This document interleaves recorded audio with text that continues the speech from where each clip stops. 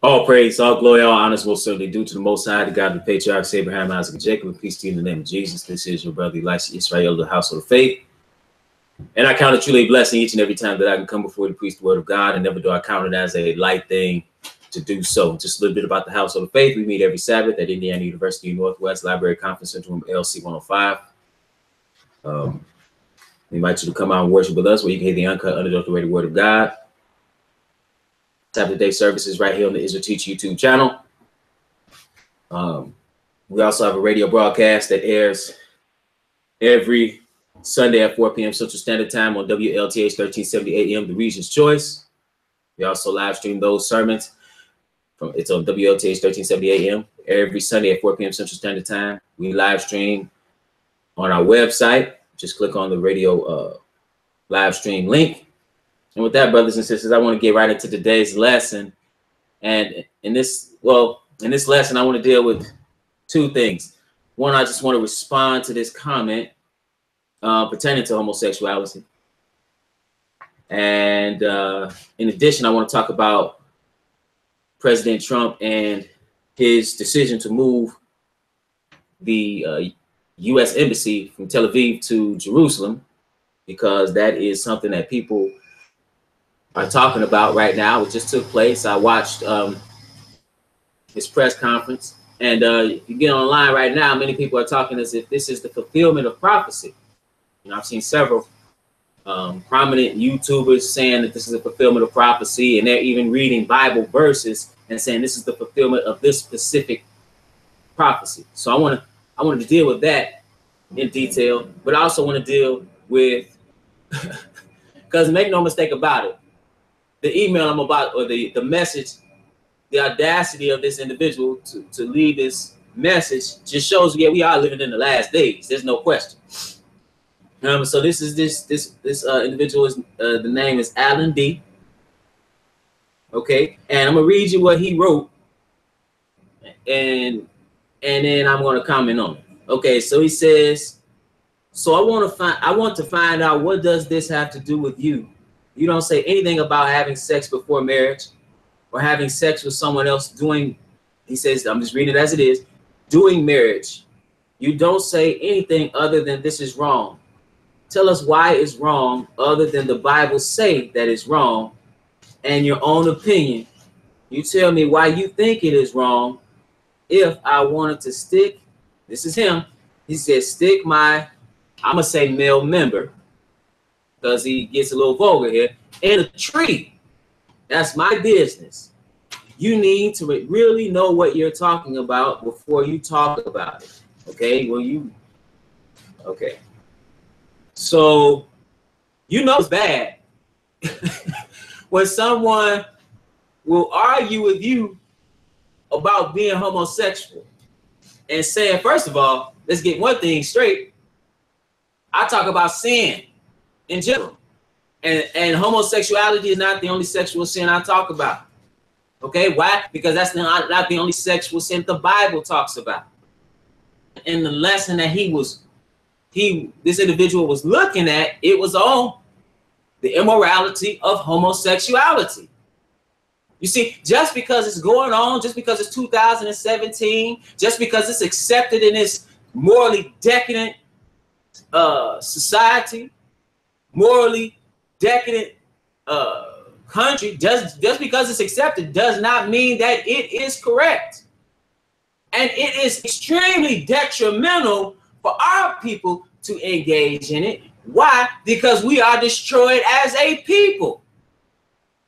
Okay? For all this talk that people have in regard to homosexuality, nobody can tell me how it's beneficial to society.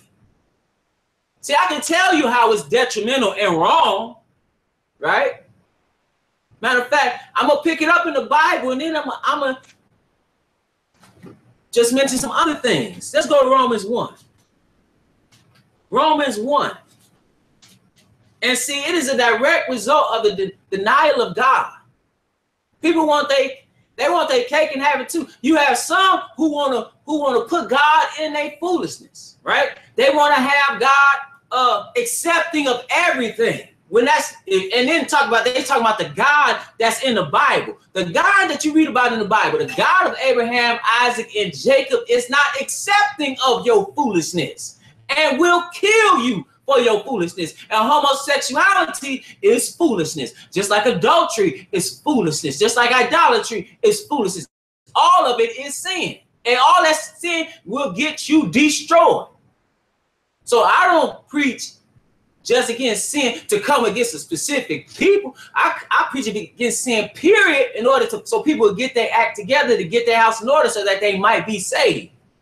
And I would say the same thing for you. But you know it's bad when a man would sit there and argue with you and tell you that it don't matter where he stick his thing in, even in a tree, what is it my business? Well, actually, the homosexual agenda is impacting the rest of society.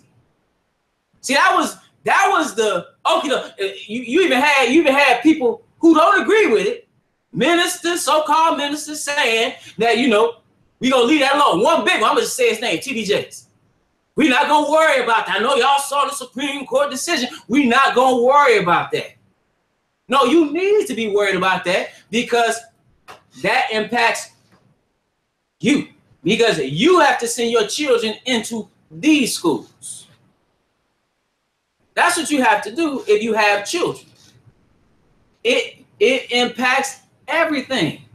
But this is Romans 1 and verse 18. Romans 1 and verse 18, it says, for the wrath of God is revealed from heaven against all ungodliness and unrighteousness of men who hold the truth in unrighteousness. So wrath is coming upon mankind have this truth. And they're holding it in unrighteousness. What is this truth? It says, because that which may be known of God is manifested in them, for God has showed it unto them. For the invisible things of him from the creation of the world are clearly seen, being understood by the things that are made, even his eternal power and Godhead, so that they are without excuse. See, what's been shown to man? The fact that there is a God. That has been shown to man through his creation. And once you know that there's a God, the next logical step is to just find out what that God requires of you. We know, well, I'm going to say this. I know that the God of Abraham, Isaac, and Jacob, the God that is written up in the scriptures is the true and living God.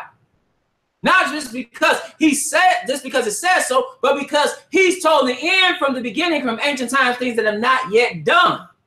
Name people, but by their name, giving the name to people what they would do prior to them coming into existence.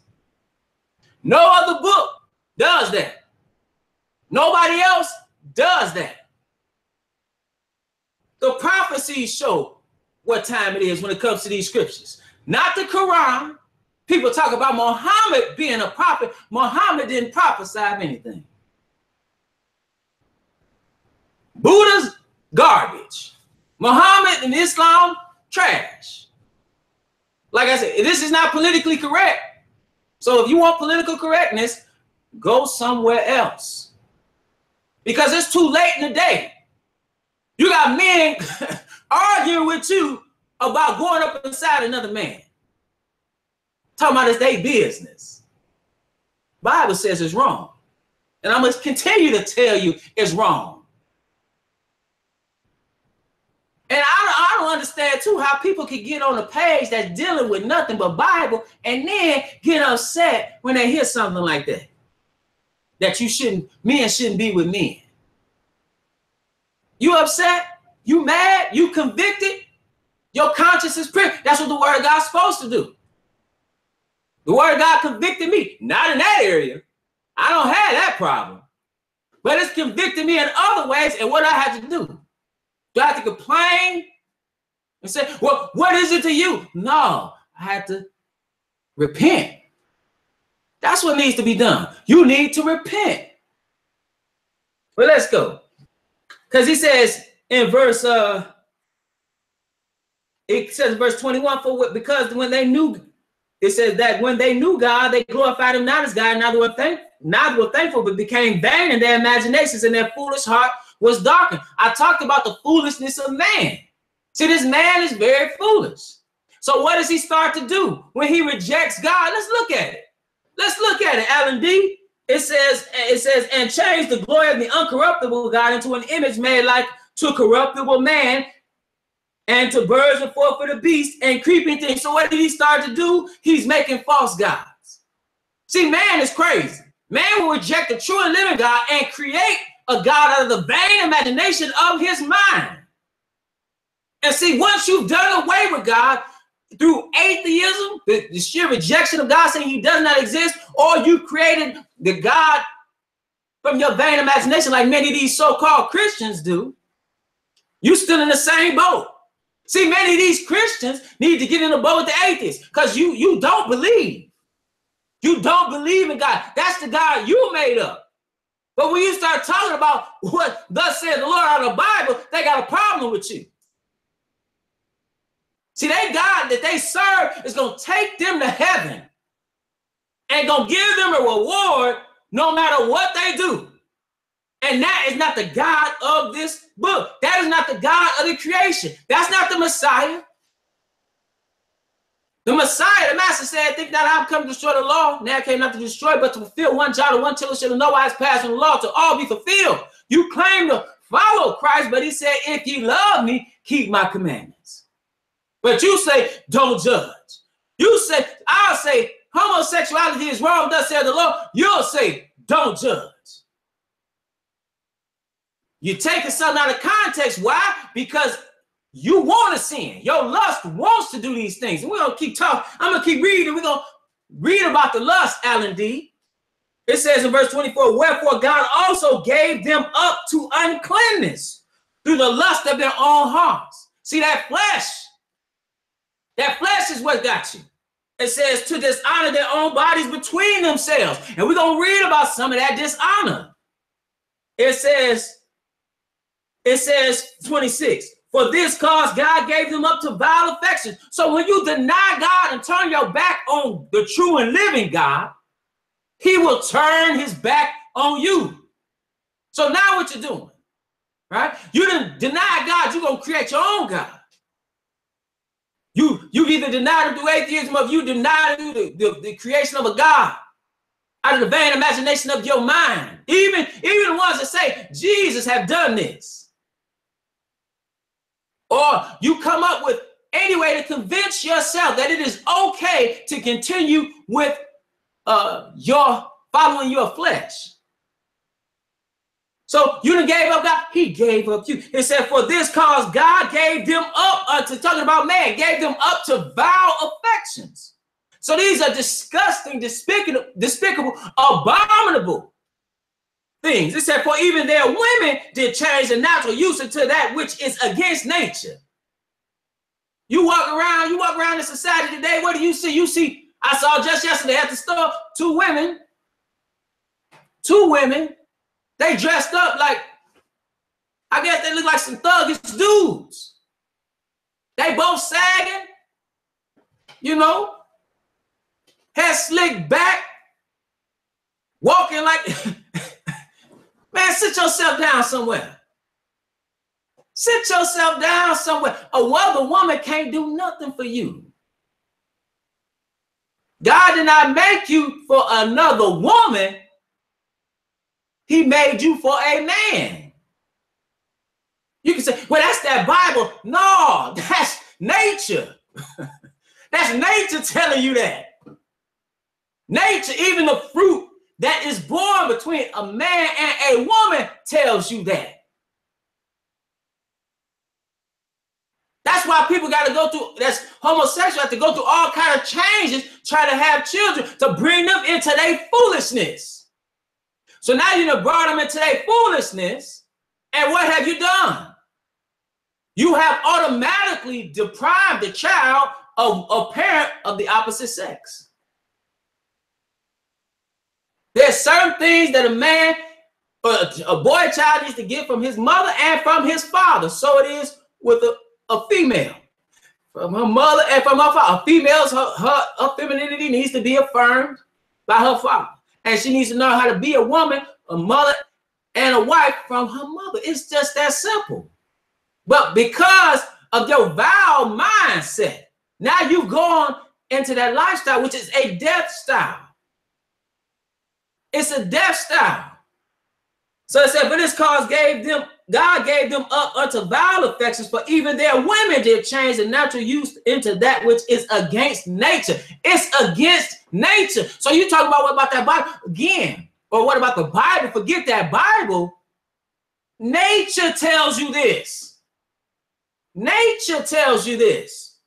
It says, and likewise also the men leaving the natural use of the woman. So this is you, Alan D. So you done left, I'm assuming you done left based on your comment, you done left the natural use of a woman and you dealing with other men and even in here, and you can contemplate dealing with trees. It's just the same. It's just as foolish for you to deal with a tree as it is with a man. It says that likewise also the men leaving the natural use of the woman, burning in lust one toward another. See, that's born out of your carnal nature. It said men with men working that which is unseemly. It is not fitting. It says, and receiving in themselves that recompense of their error, which was fitting. So now you got that recompense of their error. What if you even look at it? That's destruction of the body. That's violence against the body. That wasn't built. That is an exit, not an entrance. So nature tells you it's wrong. Anatomy tells you it's wrong. And if you wanted to look at this in a political sense, quite frankly, we of the diaspora in this country, regardless of these Negroes trying to be American, we are a nation within a nation. We have been rejected by those that brought us as captives into this soil since 1619.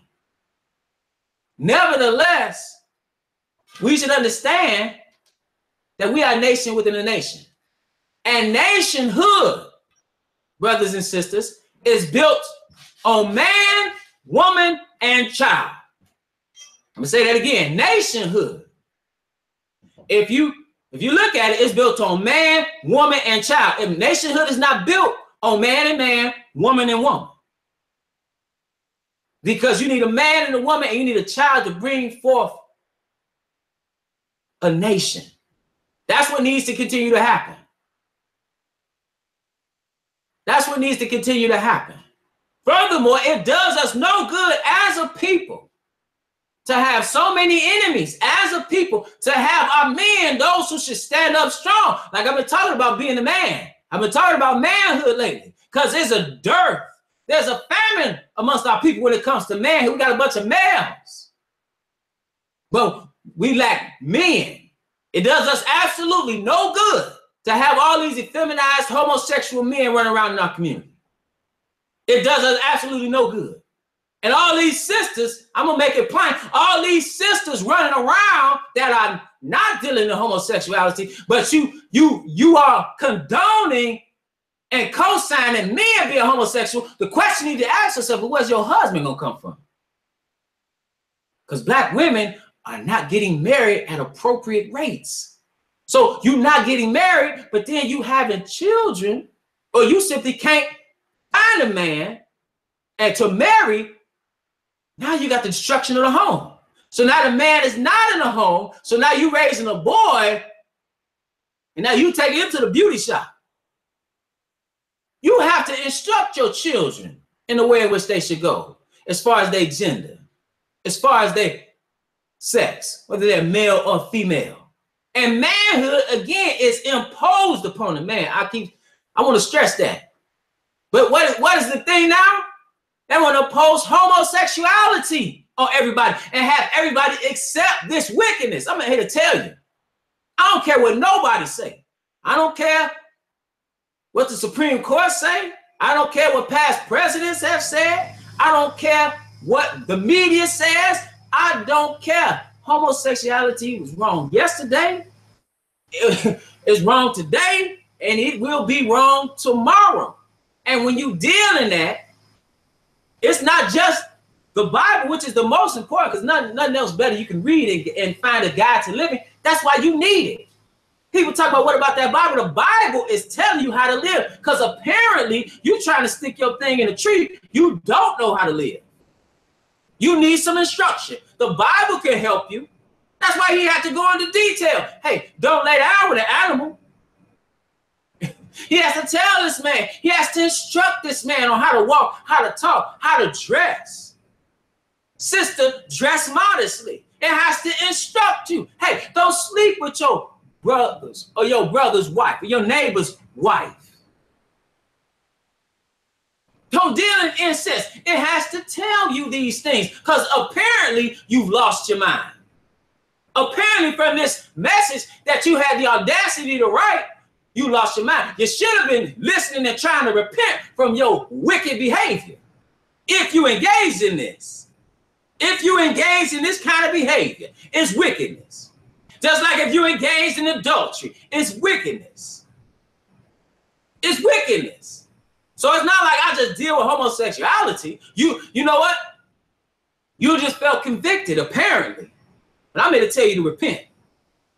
I'm here to tell you to repent. Because either way you look at it, biblically, it's against divine law, it's against natural law, it's anatomically incorrect. Politically, if you look at us as a people, what good is it? It's actually destruction. It's actually destruction. You already have many of our men during the childbearing years incarcerated, so they're not bringing forth children. They're being dehumanized in prison, and then, or even some dealing in homosexuality in prison. Or you have these men that are dealing with men and then go deal with women. So now disease is running rampant. You got places in Atlanta, people talking about how Atlanta like that's the place to be. And I'm not disrespecting the brothers and sisters there, but quite frankly, it's a problem in Atlanta, because you have, in some of the sections, you got AIDS race like sub-Saharan Africa in Atlanta. Why? Because of the perpetuation of homosexuality. And then on top of that, you got these no good, trifling, hypocrite preachers co-signing that lifestyle.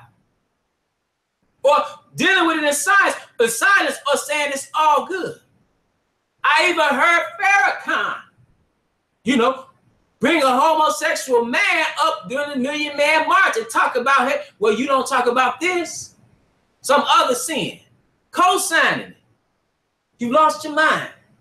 You lost your mind. You can't, you basically co-signing the destruction of a people. How in the world you all talk about homosexuality in our condition? We need all the men we can get to be men, to put our houses in order. It don't do us no good to have you as a homosexual. That's nothing to be proud of. You walk around with pride. That's nothing to be proud of. Just as like it's nothing to be proud of. You got a slut walk. There's nothing to be proud of. Like I said in the last lesson, put some clothes on. I told the men to be men, but that's what the Bible's telling you. And that's it on that. I just wanted to point that out, because we've really gone astray. This world, that's why this world's gonna be burned with fire, just like Sodom and Gomorrah.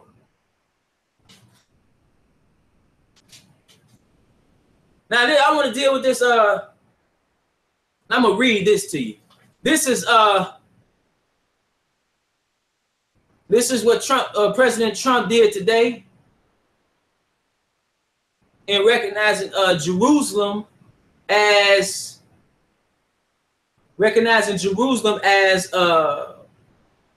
the capital of Israel, and he wants to move the U.S. embassy there. So I just want to read this article from Reuters.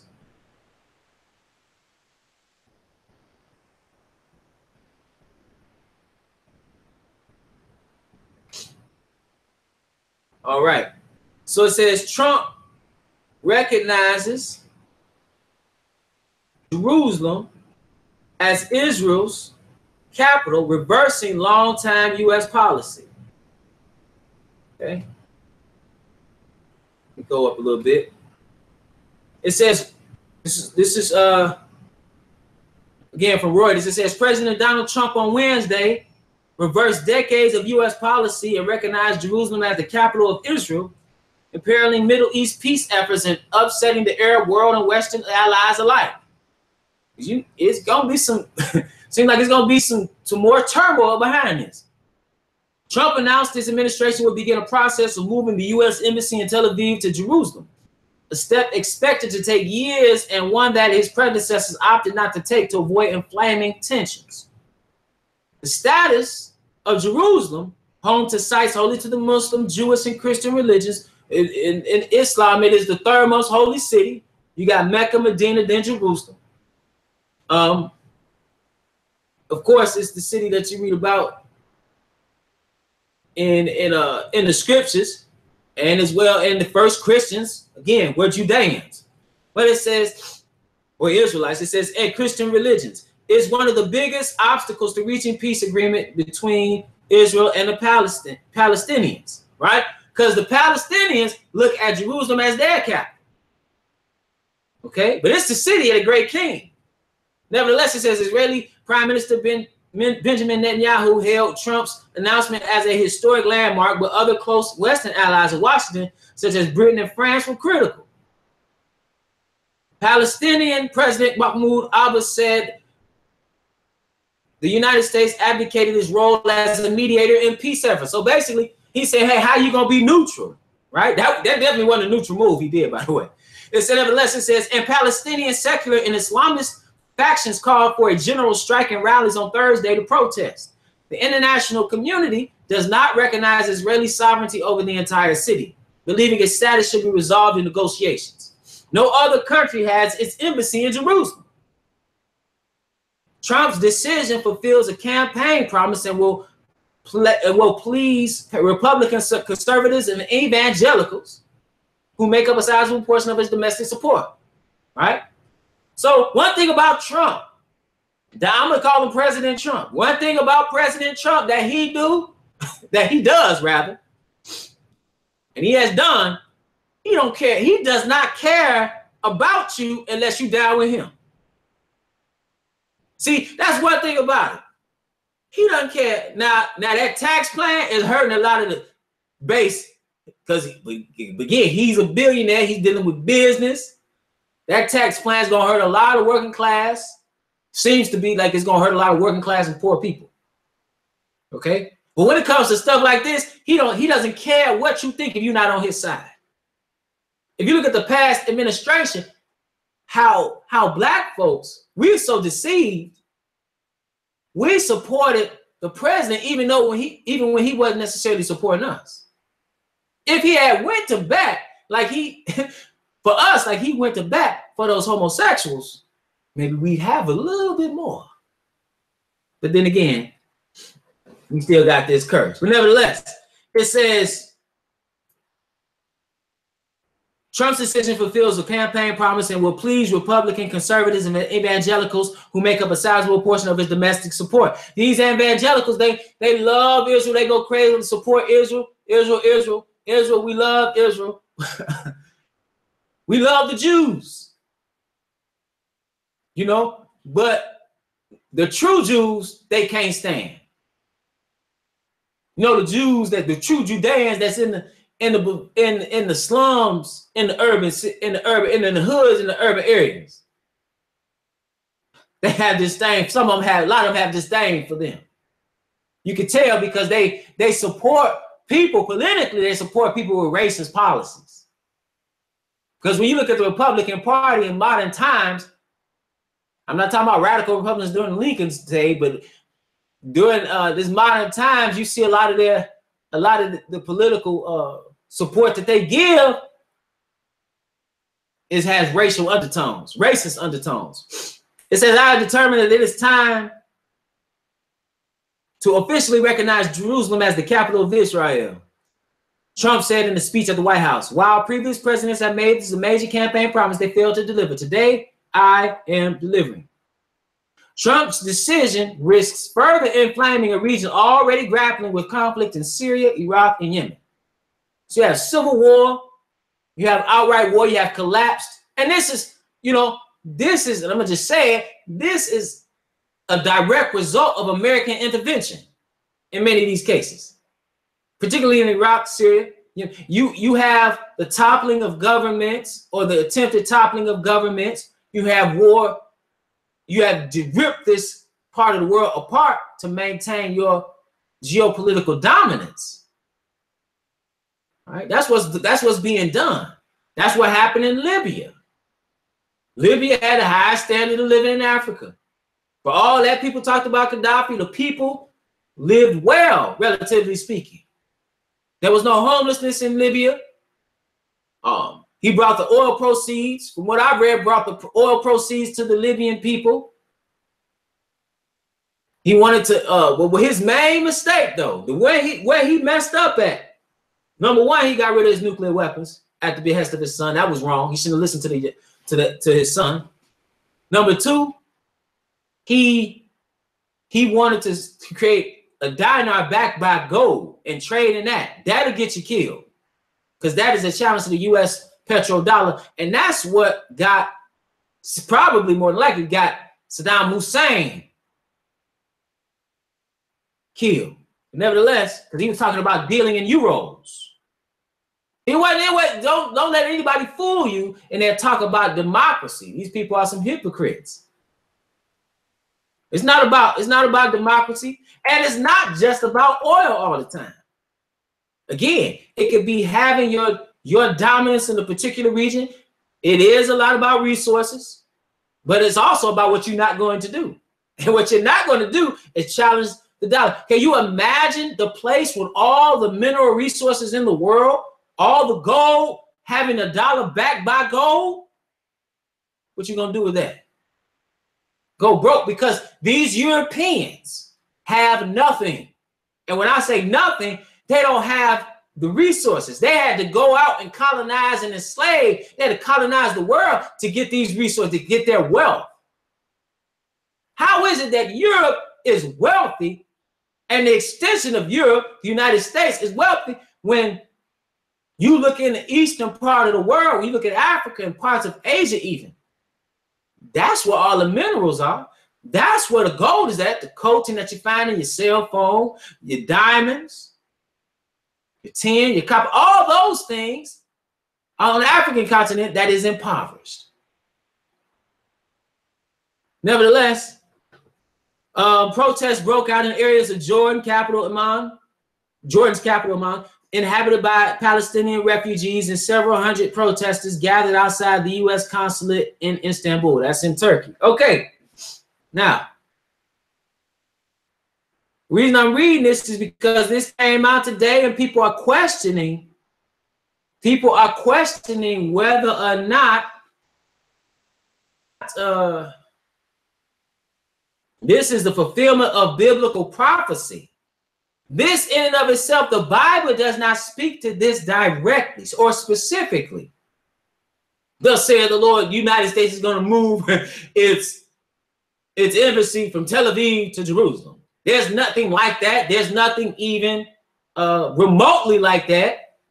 But nevertheless, you have, again, a lot of people online. This is prophecy. See, they say everything Donald Trump doing is prophecy. At the most, what it could be is steps towards a big event that the Bible does speak about. Okay? Because one thing about it, if you want to know, because it's all about what he's going to do when he come back. What you better make sure is that you got your house in order. For all these Christians, they waiting for the return of the Lord. They're not living according to what thus said the Lord. And they waiting on the rapture, which is not going to happen.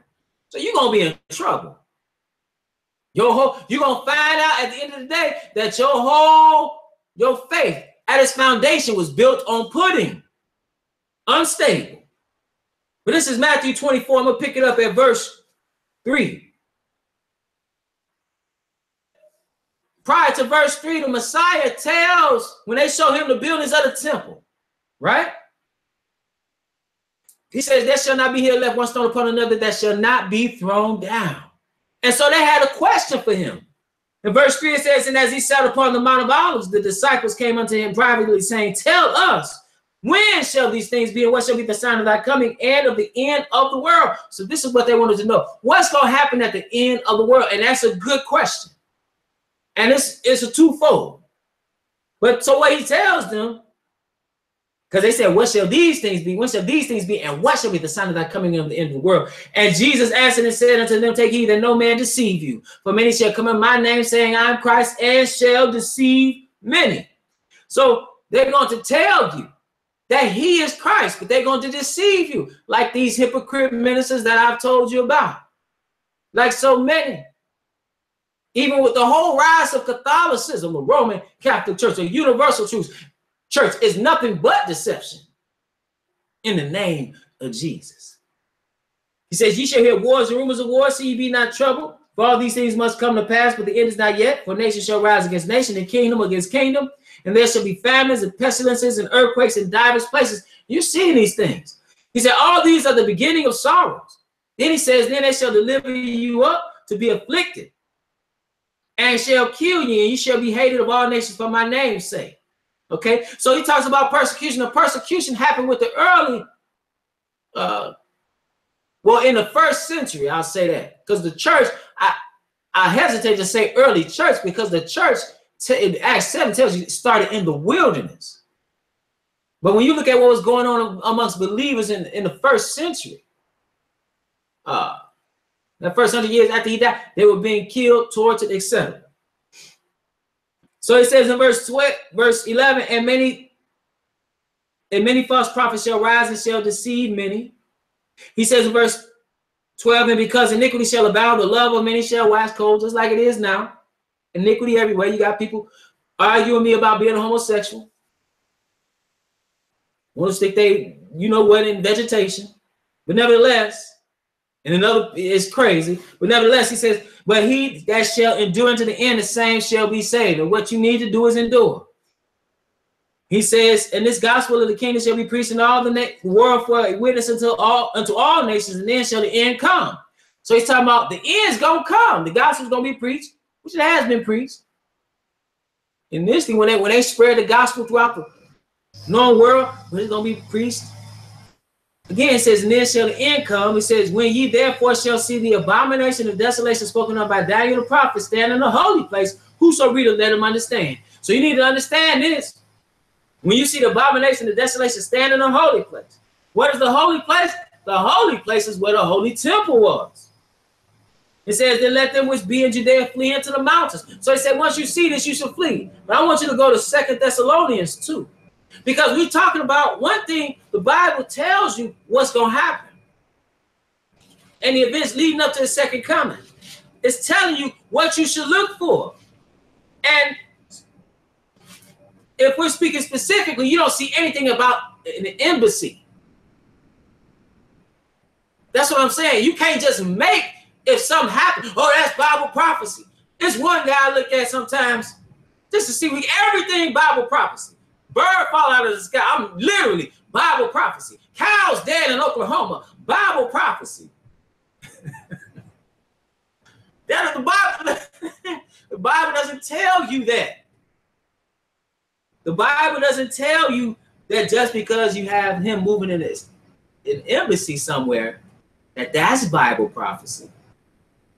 Specifically, it might be a step to some other steps that lead up to some events that you can read about.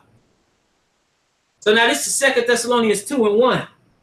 It says, now we beseech you, brethren, by the coming of our Lord Jesus Christ and by our gathering together unto him, that ye be not soon shaken in mind or be troubled, neither by spirit, nor by word, nor by letter, as from us, as that the day of Christ is at hand. Right? The day of the return. This is after the death of Christ. And this is the second epistle to the congregation at Thessalonica. He's writing concerning the second coming of the Messiah. That's what the apostles, the disciples at the time, you read about, that's what they were concerned about. What shall be the sign of that coming and of the end of the world? They wanted to know what's going to happen prior to your coming. Paul is telling you what's going to happen prior to his coming. Now, we just read when the abomination of desolation spoken of by Daniel the prophet standing in the holy place, whoso readeth, let him understand. That's the main sign. Okay? But he tells you this right here. Verse 3 of 2 Thessalonians 2. 2 Thessalonians 2 and verse 3, it says, let no man deceive you by any means, but that day shall not come except there come a falling away first. So you're going to have a great fall away from the faith. Then it says something. And that man of sin be revealed, the son of perdition. Now, who is this? We're going to find out who it is. But it said, who opposes and exalted himself above all that is called God or that is worshipped. So in his arrogance, he exalts himself above all. He says, so that he as God sitteth in the temple of God, showing himself that he is God. Okay? That's what's going to happen prior to the coming of the Messiah. We read in Matthew 24. Matthew 24, when you therefore shall see the abomination of the desolation spoken of by Daniel the prophet standing in the holy place, whoso read let him understand. What's the holy place? Again, that's the temple. Let's go to Revelation, the 11th chapter. This man is sin, this son of perdition, this abomination of desolation, one who people will commonly refer to as the Antichrist, is going to be in the temple of God. He's going to be in the temple. There's no temple there now, brothers and sisters. A temple is going to be built. This is Revelation 11, and we're going to pick it up at verse 1. 11 and verse 1. It says, and there was given me a reed like unto a rod. This is John the Revelator. He says, and there was given me a reed like unto a rod, and the angel stood saying, rise and measure the temple of God, and the altar and them that worship therein. Okay, so now he's got this temple, but then he says something. But the court which is without the temple leave out, and measure it not, for it is given unto the Gentiles, and the holy city shall they tread underfoot 42 months, because there's a temple that they're going to build. So you got a temple. Understand, when the Lord makes his return and he reigns here on this earth, you're going to have a temple then. But understand, there is going to be a third temple that's going to be built in the land. This is where the abomination and desolation is going to be. The other one is going to be established during the millennial reign of Christ. But you're going to have a temple, a third temple built. Again, there's not one built now, but you have all the provisions already. They have all the provisions already. They have even a school for the so-called coordinate priests. They're fraud. You have, meaning they're not the people. You have all the utensils necessary. All you need is the political climate. Okay? So now let's go to Revelation, back to Matthew 24. Because he says in verse 15, when you therefore shall see the abomination of desolation spoken of by Daniel the prophet standing in the holy place, whoso readeth, let him understand. He said, then let them which be in Judea flee into the mountains. So just like they needed to flee at the time of the siege, when Jerusalem was sieged in 70 AD by Titus and the Romans, you're going to need to flee into the wilderness in the days of the great tribulation. Verse 21, he says, for then shall be great tribulation, such as was not since the beginning of the world to this time, nor ever shall be. And except those days shall be short. This is how you know you're talking the end of days. It said, and except those days should be short, and there should no flesh be saved, but for the elect's sake, those days shall be short. You talking about in these days, these are the days where all flesh can be destroyed. It couldn't be, you can destroy all flesh through weaponry, through war back then. But it certainly can happen today. How? Through nuclear war. Let's go to Revelation 13 chapter.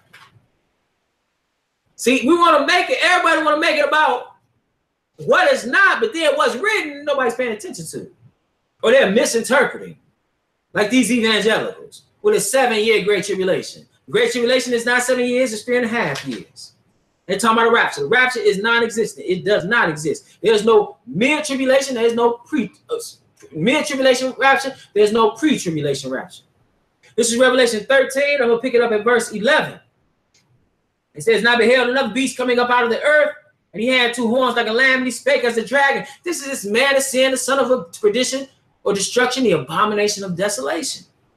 It says, and he exercised all the power of the first beast before him, and causes the earth and them which dwell therein to worship the first beast, whose deadly wound was healed. Right? So what's this first beast? So what you have, if you read earlier in the early chapters of Revelation 13, you read the beasts that were described in Daniel, they all come together as one. And what this is simply the reunification of the Roman Empire.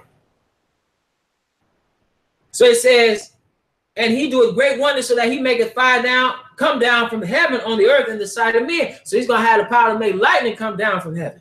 And deceiveth them that dwell on the earth by the means of those miracles which he had power to do in the sight of the beast, saying to them that dwell on the earth that they should make an image to the beast which had the wound by a sword and did live. So now you're going to have this image, right? This image that he's going to have people bow down to, just like Nebuchadnezzar did in the days of Hananiah, Mishael, and Azariah. That's why they were thrown in the fiery furnace.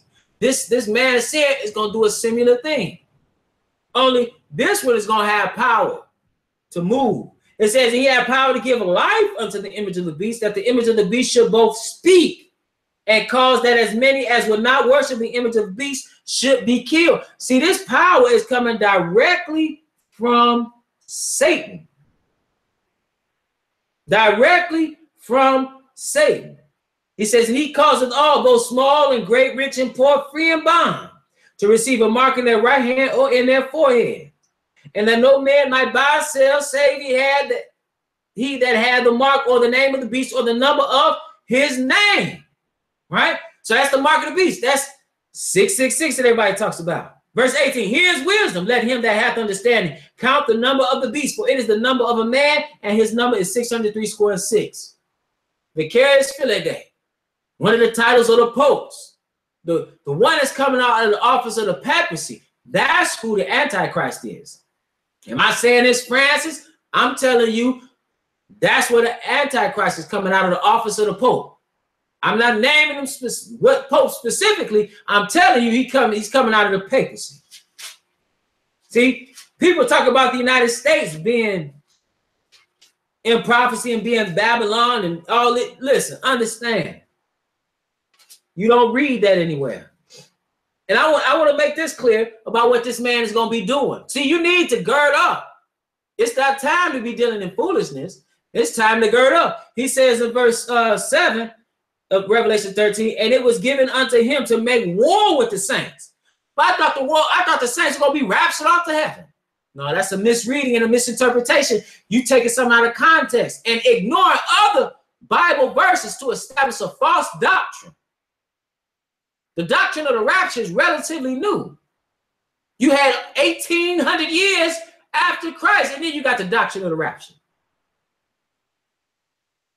by John Nelson Darby and popularized by C.I. Scofield.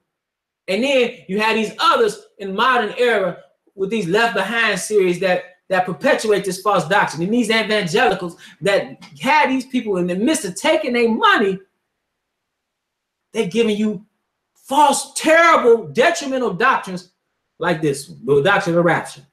But it says in verse 7, and it was given unto him to make war with the saints and to overcome them, and power was given him over all kindreds and tongues and nations. Let's go to Revelation, the 12th chapter. Because how are you going to get away from it? Because we read in Matthew 24, him to be in Judea, flee into the mountains, right?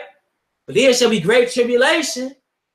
That's what you need to do at this time. And that's what's going to happen. The Lord doesn't have taking you to heaven. He said, where I go, you cannot come. He said, no man that ascended up to heaven, but he does have a place of safety prepared for some of his saints during the time of the great tribulation. I'll read something else, put some with it to make it clear. But this is Revelation 12, so you'll understand what this place is. Revelation 12 and verse 1. It says, and there appeared a great one in heaven, a woman clothed with the sun and the moon under her feet, and upon her head a crown of 12 stars.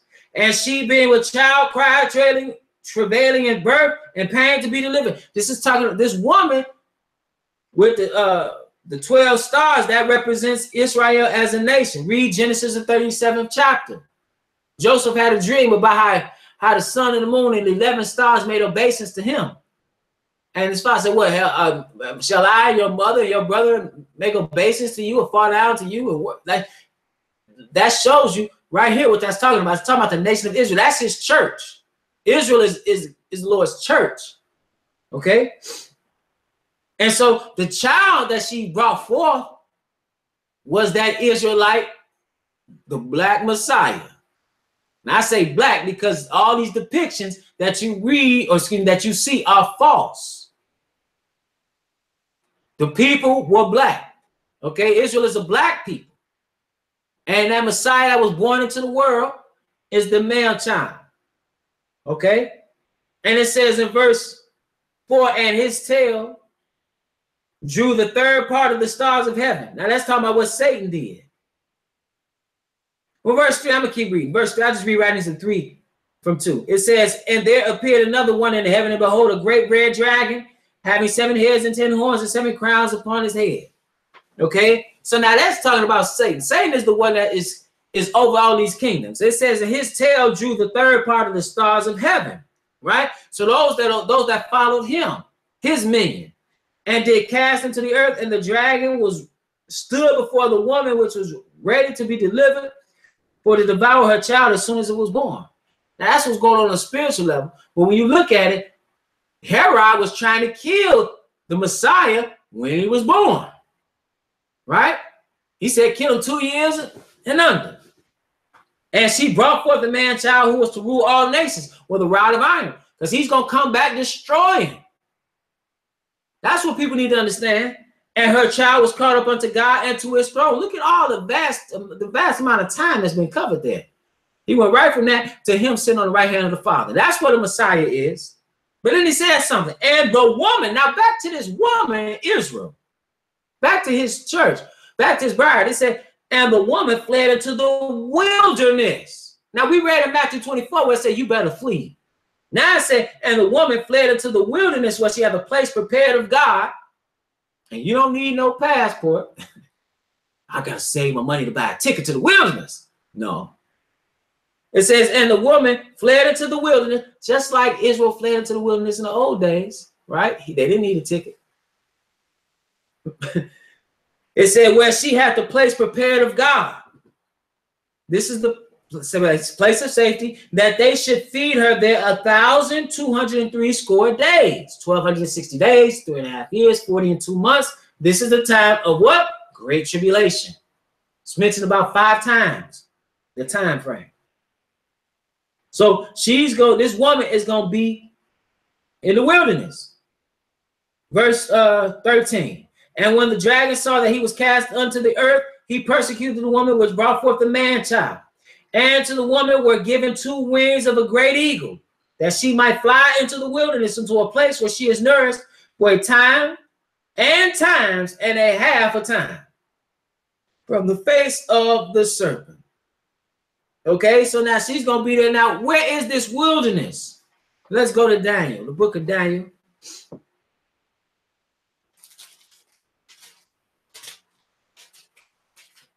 This is the book of Daniel, this is chapter 11. Okay, so now this is talking about this abomination of desolation, this man is sin, the son of perdition, and what he's going to do. This is verse 36. Because the first part of Daniel 11, right around verse 21, is talking about Antiochus Epiphanes, who was a picture of what this abomination of desolation is going to do. But this king right here we about to read about is future. This is Daniel 11, verse 36. It says, and the king shall do according to his will, and he shall exalt himself and magnify himself above every god, and shall speak marvelous things against the God of gods, and shall prosper till the indignation be accomplished. For that is determined shall be done. Neither shall he regard the God of his fathers, nor the desire of women, nor regard any God, for he shall magnify himself above all.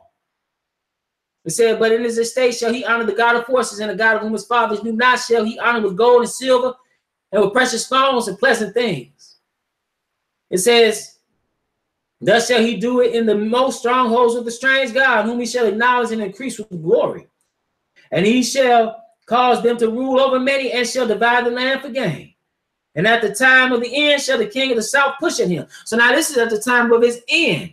Right before the Messiah comes back, he's going to have war. You're going to have the east against the west, Western Europe against the east, Russia and her allies against the reunification of the Roman Empire, which is seeing that coming into being, where they have the mind to share a currency, to share politically One country, but a part of a larger collective.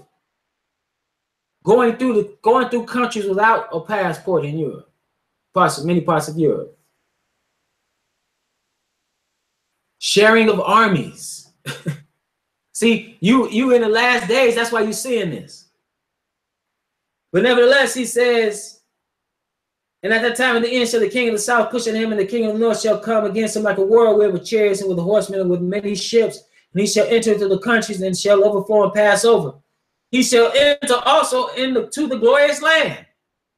And many countries shall be overthrown. But pay attention to what countries are not. But these shall escape out of his hand, even Edom and Moab and the chief of the children of Ammon. Now we read about Ammon where? In that passage from Reuters, that article was talking about Trump. Because Edom, Moab, and Ammon is the land of Jordan. These are going to escape out of this abomination and desolation, this king's hand. Why? Because that's where the place of safety is. That's the wilderness. That was part of the wilderness back in the old days. You read about Ammon, Moab, and Edom. So understand that that's the place of safety. That's the place of safety. So when we're talking about prophecy and what's going to happen, these are the things you need to look for. These are the things you need to look for. And I'm going to read this one verse. I'm going to read this one verse because, again, people are looking for things that are not going to take place. They're looking for a rapture. I'm going to read a couple verses. Then we're going to be done. This is Daniel 7 and verse 21. It says, I beheld in the same horn made war with the saints and prevailed against them. Again, we're talking about the same one that's going to rise during the Great Tribulation. It says, until the Ancient of Days came and judgment was given to the saints of the Most High, and the time came and the saints possessed the kingdom. Right? So that's what's going to happen. They're going to possess the kingdom. But before that, what is he going to do? Verse 25. And he shall speak great words against the Most High, and shall wear out the saints of the Most High, and think to change times and laws, and they shall be given into his hand until a time and times and the dividing of time. So they're going to be in the wilderness during that time. Right? Because isn't that what we read in Revelation? I know. Let me go back. Just to make that clear. Revelation 12. Revelation 12 and verse 14. And to the woman were given 2 wings of a great eagle, that she might fly into the wilderness, into a place where she is nourished for a time and times and a half a time, or a dividing of time from the face of the serpent. That's what's going to happen. So we looking for the coming of the Messiah. When is he coming back? Matthew 24 and 29. Immediately after the tribulation of those days shall the sun be darkened, the moon shall not give a light, and the stars shall fall from heaven, and the powers of the heavens shall be shaken. And then shall appear the sign of the Son of Man in heaven, and then shall all the tribes of the earth mourn, and they shall see the Son of Man coming in the clouds of heaven with power and great glory. If the Messiah came back, these are his words. He said he come back immediately after the Great Tribulation. He's not coming in the middle of the Great Tribulation to rapture you. The Great Tribulation is not 7 years, and he's not coming before that. Otherwise, that would be 2 second comings. That'd be a second and a third coming. He's coming back one time, and it is immediately after the Great Tribulation. So those are the signs that we want to look for. Those are the things that are going to happen prior to his coming. It is always my prayer that you will edify.